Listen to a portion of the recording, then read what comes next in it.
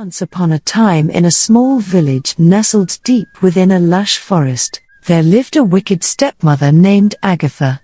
She was known far and wide for her cruel heart and her mistreatment of her stepdaughter, a gentle and kind girl named Adaeze. Adaeze's mother had passed away when she was just a little girl, leaving her in the care of her father and his new wife, Agatha. At first, things seemed fine, but as time went on, Agatha's true nature began to reveal itself. She was jealous of Adaeze's beauty, kindness, and the love that the villagers had for her. Agatha's envy festered, turning her heart cold and her actions cruel. Agatha made Adaeze's life a living nightmare. She forced her to do all the household chores while her own daughters lazed about. Adaeze's stepsisters, Isabella and Marianne, followed in their mother's footsteps, mocking and tormenting Adaeze at every opportunity. One day, as Adaeze was fetching water from the village well, she met an elderly woman who was actually a kind-hearted fairy in disguise.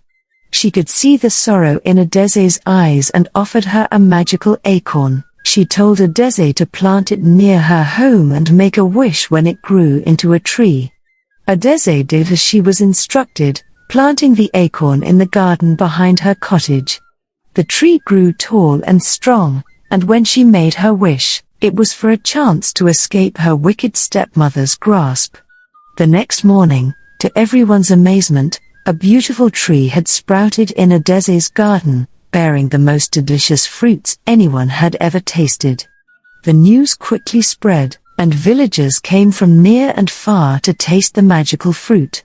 Adaeze shared her bounty with everyone, earning even more love and admiration from the village.